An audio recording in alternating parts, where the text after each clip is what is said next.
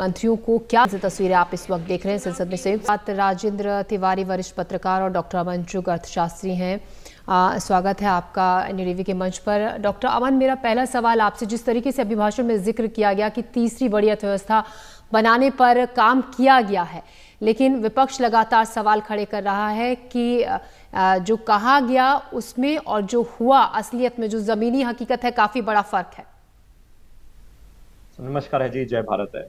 I think मेरे को लगता है कि फर्क नहीं है। अगर हम ग्रास रूट लेवल पे देखें, मैं इस मुद्दे को 3 एंगल से बताने की कोशिश करता हूँ। एक, प्राइवेट जो कंजम्पशन एक्सपेंडिचर होता है, यानी कि हाउस होल्ड का जो प्राइवेट सेक्टर का जो एक्सपेंडिचर है, उसके ऊपर मैं अभी जिक्र करता हूँ। दूसरा मुद्दा, जो डिफेंस सेक्टर में जो इतना बड़ा जो अपॉर्चुनिटी क्रिएट हो रहा है, जो कि हिंदुस्तान ने बहुत अच्छे तरीके से ग्रैब किया है, उसके ऊपर अगर आप अलाउ करेंगे तो वो भी मैं जिक्र करूंगा। तीसरा, जो लॉजिस्टिक्स कॉस्ट है, वो हमारे भारत की 10% से ऑलमोस्ट 8% आई, बिकॉज इंफ्रास्ट्रक्चर काफी तेजी से डेवलप किया। अब पहले मैं प्राइवेट कंजम्पशन एक्सपेंडिचर की बात करूं तो हमारे हिंदुस्तान का पिछले 10 साल में प्राइवेट फाइनेंस जो कंजम्पशन एक्सपेंडिचर है वो 7%, 7.2% की तेजी से बढ़ रहा है। जहां की जर्मनी, जापान, इनका तो ऑलमोस्ट नेगेटिव पे है। चाइना चलो हमें एक तरह से ग्रोथ रेट पे टक्कर दे रहा है, मगर वहां पे एब्सोल्यूट टर्म्स में जो प्राइवेट फाइनल कंजम्पशन एक्सपेंडिचर है वो $1 ट्रिलियन से $2 ट्रिलियन या $2.5 ट्रिलियन के आसपास पहुंच गया पिछले 10 साल में। और इस टाइम पे हमारा private final consumption expenditure Japan के बराबर है, जर्मनी के बराबर है, सिर्फ चाइना और यूएस के पीछे हैं। और यहां पे मैं एक और चीज ऐड करना चाहूंगा इसी के एंगल पे। जिस तरीके से इन्वेस्टमेंट ड्रिवन या कैपिटल एक्सपेंडिचर जो ग्रो किया है भारत ने, उसका जो इम्पैक्ट है, जो अच्छे वाला इम्पैक्ट है, वो भी फ्लो करेगा, जिसको मैं कहना चाहता हूं कि प्रोडक्शन लिंक्ड इंसेंटिव्स, जो कि मुर्मू मैडम ने भी जिक्र किया। यानी कि प्रोडक्शन लिंक्ड इंसेंटिव्स की जो सेक्टर्स हैं, इंक्लूडिंग डिफेंस सेक्टर है, इनका जो इम्पैक्ट है अभी धीरे धीरे करके और तेजी से दिख रहा है। एंड मैं यहाँ पे एक जिक्र करूंगा एंड फिर मैं फाइनल वर्ड देता हूं। एफ्लुएंट कैटेगरी के जो लोग होते हैं, यानी कि जिनकी एनुअल इनकम $10,000 से ज्यादा होती है, वो पहले 2014 तक, यानी इतने सालों की आजादी के बाद से लेकर 2014 तक सिर्फ 1% ऑफ पॉपुलेशन थे। पिछले 10 साल में वो 4% ऑफ पॉपुलेशन पहुंच गए हैं एंड अगले 5 साल में वो 10% ऑफ पॉपुलेशन पहुंच जाएंगे। यानी ग्रास रूट लेवल पे आई थिंक कहीं ना कहीं ग्रोथ स्टोरी दिख रही। जी राजेंद्र, मेरा सवाल अगला आपसे है। जिस तरीके से महिलाओं के विकास की जो बात की गई, कहा जिस तरीके से काम हुआ है और आगे आने वाले वक्त में जिस तरीके से कई और ऐसे काम शुरू किए जाएंगे जिनसे महिलाओं की भागीदारी, जिसमें महिलाओं की होगी, आगे महिलाओं को बढ़ावा दिया जाएगा, यानी कि आने वाले वक्त में और काफी विकास में तेजी आएगी। देखिए, मुझे तो ये लगता है कि जैसे अभी हमारे साथी पैनलिस्ट डॉक्टर अमन ने बताया, वो चीजें सब अपनी जगह हैं। वो महिलाओं के उसमें भी हैं, यूथ पर भी हैं, लेकिन जमीन पर वो चीजें दिखाई नहीं देती हैं। दिक्कत ये है सबसे बड़ी। और जिस ग्रोथ की बात डॉक्टर अमन कर रहे हैं, that growth is K shaped growth. Simple सी बात है। उसमें जो आदमी नीचे है वो नीचे ही है, वो ऊपर नहीं बढ़ रहा है। ऐसे ही महिलाओं के मामले में अगर आप बात देखें, जो चीजें सामने दिखाई दे रही हैं, अगर महिला सुरक्षा पर हम बड़ी बड़ी बात करें, लेकिन जमीन पर चीजें कुछ और दिखाई दे। हम बड़ी बड़ी बात करें कि उनके एम्पावरमेंट की, लेकिन जब इस तरह का जैसे कानून, नारी शक्ति वंदन कानून बना, उसका पता ही नहीं है लागू कब होगा। वो आरक्षण कब लागू होगा। अगर प्रायोरिटी है गवर्नमेंट की, देन गवर्नमेंट को सारी चीजें प्रायोरिटी पे करनी चाहिए, ना कि एक ठीक है नाम के लिए कर दिया नारी शक्ति वंदन, नारी शक्ति वंदन, लेकिन वंदन होगा कब ये कुछ पता ही नहीं है। तो इस गवर्नमेंट का पूरा मामला इस तरह का लगता है मुझे। राष्ट्रपति महोदय ने जो बातें कही, ठीक है, उनको गवर्नमेंट की बात कहनी है, बड़ी अच्छी बात है, बहुत सारी चीजें हैं, लेकिन जो चिंताजनक चीजें हैं पिछले 10 साल में हुई हैं, उनकी बात भी की जानी चाहिए। अगर उनकी बात हम नहीं करते हैं तो फिर ये चिंता की बात है। दूसरी बात यह कि आज 50 साल के बाद इमरजेंसी क्यों याद आ रही। पिछले 4 दिनों में 3 बार इमरजेंसी की बात हुई है, जब से पार्लियामेंट शुरू हुई है तब से। ये इमरजेंसी एकदम से क्यों आ गई, क्या बात है, इसको समझने की जरूरत है। और इसी के पीछे सारी चीजें जो आज कही गई हैं, वो इसी के पीछे छिपी हुई हैं। अगर आप इसे डिकोड कर लेते हैं कि इमरजेंसी क्यों आ गई, तो सारी चीजें बहुत साफ हो जाती हैं कि उसके पीछे मंशा सरकार की क्या है। और राष्ट्रपति ने जो कवच प्रदान करने की कोशिश की है सरकार को, अपने भाषण के जरिए कि भाई जो विपक्ष मजबूत होकर के आया है उसके जो प्रहार हैं उन प्रहारों से सुरक्षा मिल सके राष्ट्र सरकार को, ये कोशिश है पूरी तरह से। बाकी मुझे इसमें कुछ खास ऐसा नहीं दिखाई देता है। जी डॉक्टर अमन, राजेंद्र जी, जिस तरीके से आप बता रहे हैं कि अचानक से इमरजेंसी की बातें हुई, अचानक से कुछ और ऐसे मुद्दों पर चर्चा हुई जिनसे, और बहुत से ऐसे मुद्दे या ऐसी चीजें हैं जिन पर बात होनी चाहिए थी, उन पर बात नहीं हो रही है, क्या आप मानते हैं? देखिए, मुझे लगता आप है मुझसे पूछ रहे हैं? पॉलिटिकल थॉट प्रोसेस हो सकता है, बट जैसे कि मेरे जो साथी ने बताया कि ग्रास रूट पे नहीं दिख रहा, मेरे को लगता है कि अगर वो डाटा से बताते तो शायद बेटर रहता। क्योंकि अगर हम डाटा देखेंगे तो डाटा के पर्सपेक्टिव से कहीं ना कहीं कई लोग कहते हैं अनएम्प्लॉयमेंट रेट बहुत तेजी से बढ़ रहा है। मैं कह रहा हूँ अनएम्प्लॉयमेंट रेट आप बताइए कितना है।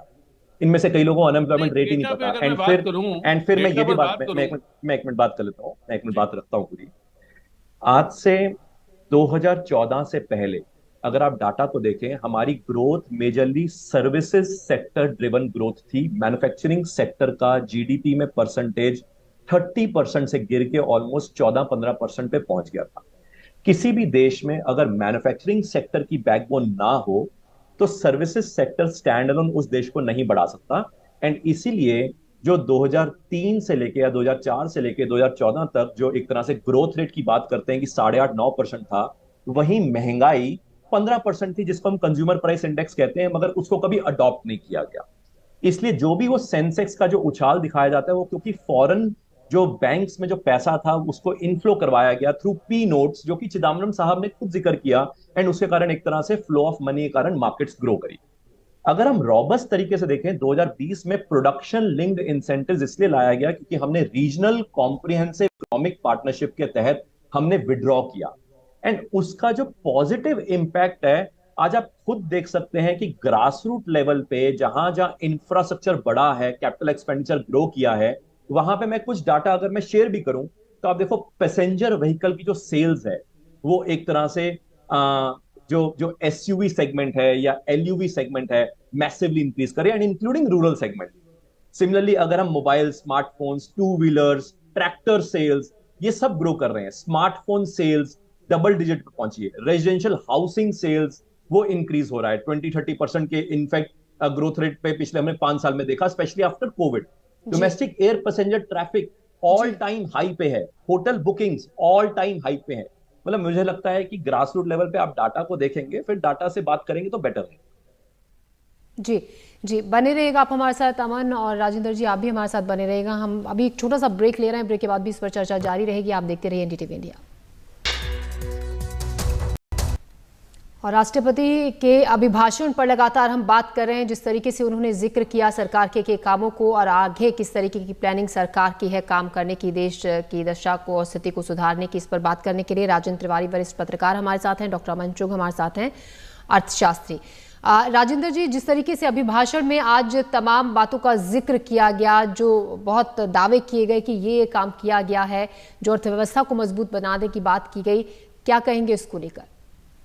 नहीं, मैं तो पहले जो अब तक कंटिन्यूएशन में चल रहा था उस पर कुछ बात कहना चाह रहा हूँ। जो डेटा की बात डॉक्टर अमन कह रहे थे, तो दरअसल वो अर्थशास्त्री हैं, उनके पास ढेर सारे डेटा है। मैं एक जी जर्नलिस्ट हूँ जो ग्राउंड पे चीजों को देखता हूँ। अभी 2-3 दिन पहले बिजनेस स्टैंडर्ड में एक खबर आई जिसमें यह बताया गया मैन्युफैक्चरिंग सेक्टर में 54 लाख जॉब कम हुए हैं। दिस इज द डेटा, और ये गवर्नमेंट का डेटा है जो बिजनेस स्टैंडर्ड में 2-3 दिन पहले छपा है अभी। तो अब ऐसा कैसे हो सकता है कि एक तरफ सब चीजें बहुत अच्छी हो रही हैं, दूसरी तरफ जॉब लॉस इतने बड़े लेवल पर हो रहा है? तो ऐसी चीजें बहुत, जैसे रेलवे की बात हम लोग करते हैं, रेलवे बहुत अच्छा हो रहा है, बहुत अच्छा हो रहा है, बहुत अच्छा हो रहा है। नाउ पैसेंजर की संख्या कम हो रही है, ट्रेन कम हो रही है, बट रेवेन्यू बढ़ रहा है। What does it mean? और इसका लोगों, जो आम लोग हैं, उन पर इसका क्या असर पड़ता है, ये देखने की जरूरत है। ना कि डेटा क्या कह रहा है, और डेटा हमारा प्रॉफिट बढ़ा रहा है, रेवेन्यू बढ़ा रहा है, दैट्स गुड। आम आदमी को उसका फायदा मिल रहा है कि नहीं मिल रहा है? मेरा पॉइंट ये है। मेरा पॉइंट ये नहीं है कि कितना बढ़ गया। जो मैंने के से ग्रोथ की बात कही वो यही है, बहुत अच्छा बढ़ रहा है, सब कुछ बहुत बढ़ रहा है, but at the same time इस देश का लड़का, जो नौजवान है, लड़का लड़की, वो नौकरी के लिए परेशान है।